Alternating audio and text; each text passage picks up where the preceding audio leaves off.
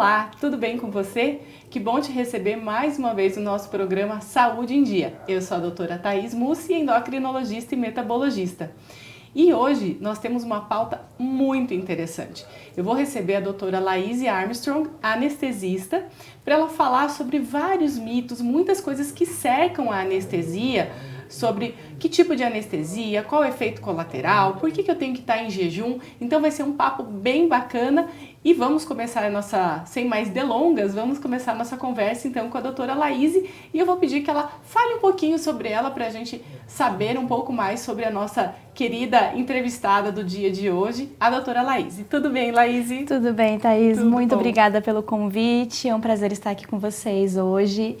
Bom, eu sou a doutora Laíse, sou anestesiologista, sou natural de Curitiba, acabei fazendo minha formação, minha residência médica em Itajaí, Santa Catarina, e agora tenho a oportunidade de vir morar aqui na região de Pato Branco, um lugar maravilhoso, uma cidade ótima, que está me recebendo muito bem.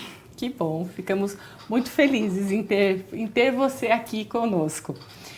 Laíse, vamos começar então perguntando sobre a função do anestesista. Eu sei que parece bastante óbvia a pergunta, mas eu acho que é bastante importante esclarecer para o pessoal o porquê é tão importante o anestesista. Então, qual a função do anestesista de uma forma geral? Bom, além do motivo que a maioria das pessoas conseguem imaginar, o anestesista, além de promover o conforto, a analgesia, né, a inconsciência durante o procedimento cirúrgico, ele vai ser o profissional que vai estar prezando pela segurança e o bem-estar do paciente, né, durante o procedimento cirúrgico. Enquanto o cirurgião está estabelecendo o trabalho dele, o procedimento, o anestesista está constantemente monitorando os sinais vitais, frequência cardíaca, pressão arterial, saturação de oxigênio, né, o quanto de oxigênio que a gente tem no sangue, e qualquer intercorrência, qualquer instabilidade que o paciente possa vir a apresentar ou dar algum indício que virá a ter, imediatamente o anestesista ele tem a possibilidade de intervir e reverter o quadro. Não apenas durante o procedimento cirúrgico, a gente também preza muito pela segurança no pós-operatório, a gente avalia a condição física do paciente, se ele tem condições de realizar aquele procedimento. Então, acho que a palavra que pode, assim, as palavras que podem resumir a função do anestesista, além de conforto, analgesia, sedação, poderia ser também segurança. Eu acho que é uma palavra assim que está bem arraigada na nossa formação, na nossa profissão. Eu concordo com você. Eu acho que segurança é uma boa palavra para definir. E pensando nessa segurança, claro que cada procedimento exige um tipo de anestesia, né, diferente. Você poderia falar um pouquinho sobre quais os tipos de anestesia? Sim, sim. Bom, primeira imagem que a pessoa pensa quando fala paciente anestesiado, as pessoas imaginam a anestesia geral, né? A anestesia geral, como o próprio nome diz, é no corpo inteiro, né? A gente tem também aquelas pacientes que já tiveram filhos, precisaram fazer uma raquianestesia. A gente tem as anestesias da cintura para baixo, né? Os bloqueios de neuroeixo, que é a peridural, a raquianestesia, onde o paciente, né, não sente nada da cintura para baixo, também não mexe no período em que está sob o efeito da medicação.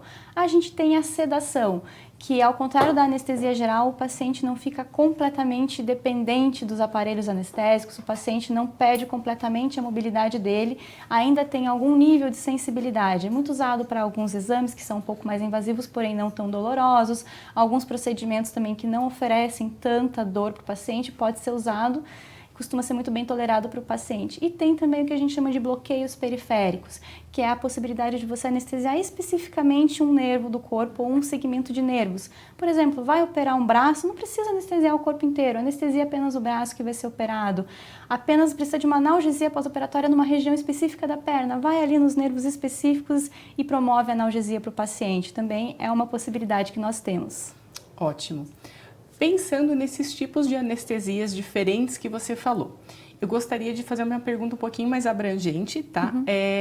O que cada uma em si causaria, tá, nas pessoas e quanto tempo de duração cada uma dessas, assim, ou pelo menos as mais frequentes, as mais usadas, qual o tempo de duração dessas anestesias? Perfeito, Thaís. Então, a anestesia geral, a gente tem um tripé que a gente busca alcançar na anestesia geral, que é a inconsciência, a analgesia e a imobilidade do paciente.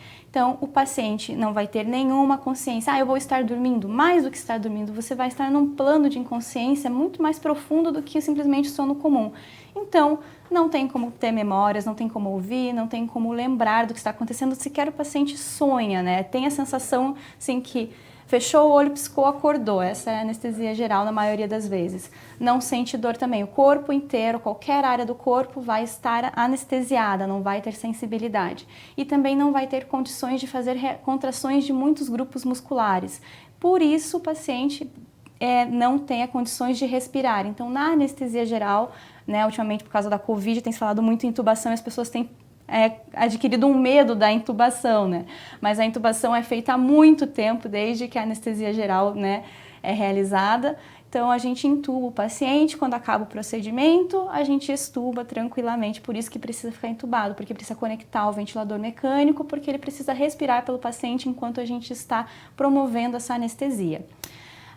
Nos bloqueios de neuroeixo, né, a raquianestesia e a peridural, a gente vai especificamente numa região da coluna, da medula, e bloqueia os impulsos nervosos, né? Então, o paciente, o que ele vai sentir? Ele não vai sentir a partir do nível para baixo onde foi feita a anestesia. Alguns pacientes começam a sentir formigamento quando está começando a anestesia, sente as pernas pesar e depois não sente mais nada. É claro que você ficar acordado enquanto alguém está fazendo um procedimento cirúrgico é desconfortável. Então a gente costuma associar com sedação, salvo nas cesáreas. Porque a mãe quer estar acordada para ver o bebê nascer, quer lembrar, né, um momento muito feliz, então a gente, e também pelo risco de passar um pouco da medicação sedativa para o bebê, a gente opta por deixar as mães acordadas durante os partos. Mas num procedimento ortopédico, num procedimento abdominal que seja feito com raquianestesia ou com peridural, que também é possível, a gente fornece a sedação. A sedação é uma medicação que a gente usa para dormir, o paciente mantém a sua capacidade de respirar, ele mantém a sua capacidade de se movimentar, muito embora ele não o faça porque ele está num sono profundo, mas ainda é um sono, ele ainda pode sonhar, ele ainda pode ouvir, ele pode acordar, ouvir o que está acontecendo, voltar a dormir, às vezes lembra, às vezes não necessariamente é algo ruim. E os bloqueios periféricos, eles vão anestesiar aquela região inervada pelo nervo que eu quis bloquear. Aí vai depender muito do procedimento, vai depender muito do objetivo, se é anestesia, se é só analgesia. Não vai ficar sentindo a região do corpo pelo tempo que eu programei para colocar o anestésico naquela região. Perfeito. E por que o jejum é tão importante? Então, o jejum basicamente serve para a gente minimizar ao máximo o risco daquele paciente regurgitar durante o procedimento e o conteúdo gástrico ir para as vias aéreas. Isso é muito grave. Então, assim, se o paciente vai ser submetido a uma anestesia geral, no momento em que a gente coloca o paciente nesse sono profundo, ele para de respirar e até o momento da intubação nós promovemos a ventilação artificialmente por meio da máscara de oxigênio e um balão que faz uma pressão positiva. Mas não vai exclusivamente para o pulmão, vai um pouco para o estômago. E se eu tiver conteúdo nesse estômago, junto com o relaxamento da anestesia, esse conteúdo pode vir para a região das vias aéreas e pode entrar nos pulmões. Isso é muito, muito grave. Então, a gente, em procedimentos marcados, procedimentos eletivos, a gente não pode ter qualquer tipo de conteúdo. E o tempo de 8 horas para a maioria dos alimentos é um tempo que a gente tem segurança que não vai ter nenhum resíduo, que não tenha riscos disso, ou o risco ele vai ser muito pequeno. Mas aí o pessoal em casa pode estar pensando, mas eu vou fazer uma cesárea, eu vou tratar um problema no meu pé, eu vou fazer uma coisa que não precisa de anestesia geral. Pois então, nós trabalhamos muito com segurança, a qualquer momento, em qualquer circunstância da cirurgia, algo pode complicar, você pode precisar evoluir para uma anestesia geral, o paciente pode ter qualquer intercorrência. Se eu tiver um estômago cheio, o paciente passa mal, vomita, está um pouco rebaixado por causa da sedação, isso pode acontecer, isso é grave, então a gente faz de tudo para evitar isso. A gente sabe que é desconfortável ficar sem comer, mas é por um motivo muito, muito importante.